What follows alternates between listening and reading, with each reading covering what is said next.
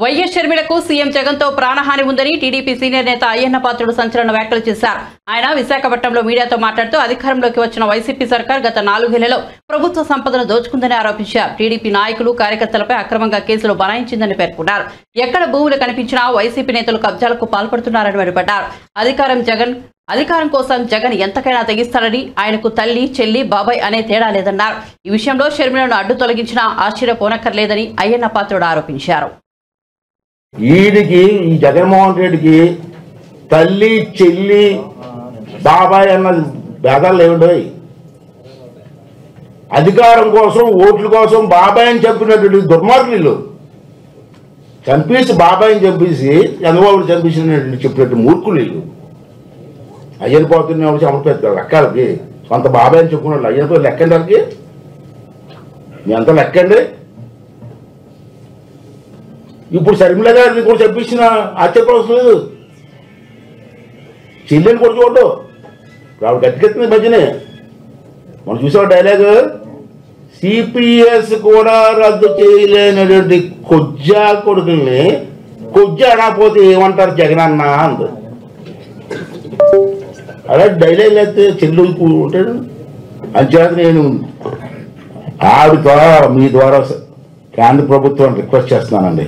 కేంద్ర ప్రభుత్వం కూడా చేస్తారు తెలియదు, కానీ ఆవిడికి సెక్యూరిటీ పెంచాలా. ఏం చెప్పలేం. దుర్మార్గం నాకు ఆ బ్లడ్ లైన్ ఉంది, నేర చరిత్ర. ఆ బాబాయ్ చెప్పేస్తే పాపం అమ్మాయి తప్పు కదా. అంచేత నాకు అనుమానం ఉంది. అంచేత ఆవిడ సెక్యూరిటీ పెంచాలి, బ్లాక్ క్యాట్స్ సెక్యూరిటీ ఇవ్వాలి ఆవిడకి. లేదా అది దుర్మార్గం చంపని చంపేస్తారు వీళ్ళు. ఆవిడకి కాపాడుకోవాల్సిన బాధ్యత కేంద్ర కాంగ్రెస్ పార్టీకి ఉంది. వాళ్ళు డిమాండ్ చేయాలి, ఆవిడ సెక్యూరిటీ పెంచాలని చెప్పి నేను మీ ద్వారా ఆవిడకి నేను రికమెండేషన్ కాదు, డిమాండ్ చేస్తున్నాం మా పార్టీ తరఫున. చాలా దుర్మార్గం అండి, చిన్న విషయం కాదు. ఏముందండి ఆ అమ్మాయి ఉన్న విషయం చెప్తుంది. రాజశేఖర రెడ్డి గారు ఆత్మహత్య తెలుసు మీకు, ఏబీపీ.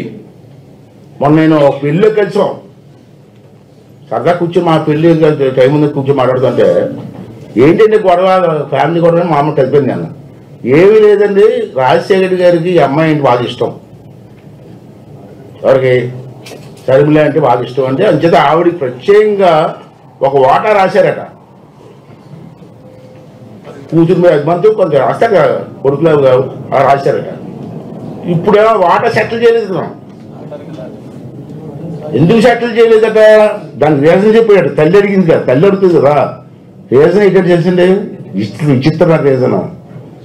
నా ఆస్తులన్నీ ఈడీ జప్తులో ఉన్నాయి కదా, మొత్తం ఆస్తులన్నీ కూడా కోర్టులో ఉన్నాయి కదండి.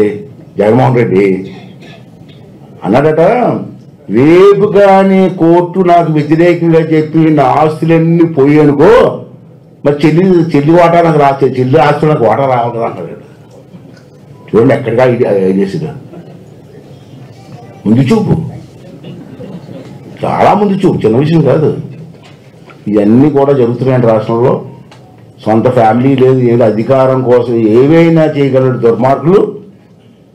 అటువంటి దుర్మార్గులు. నేను ఈ మాట ఎందుకనంటే సెక్యూరిటీ అని, నిన్న సజ్జల రామకృష్ణారెడ్డి అయినా సలహాదారు నిన్న ఒక నోరు స్లిప్ అయింది, మీకు అక్కడ క్యాచ్ చేస్తారు మీరు. బాబాయ్ దగ్గర జరుగుతాయి అన్నారు, పట్టేదన్నా నిన్న మొన్న చూడండి జరుగుతాయండి. అనుకోకుండా బాబాయ్ జరిగింది, అలాగే జరగవచ్చు. సరిగ్గా పేరు ఎత్తుకుంటా అంటే ఇప్పుడు నుంచి ప్లాన్ చేస్తారంటే రేపు ఆవిడ డైరెక్ట్ అటాక్ ఇస్తుంది కాబట్టి ఏమైనా జరగవచ్చు అనేటువంటి భావన నాకు ఉంది.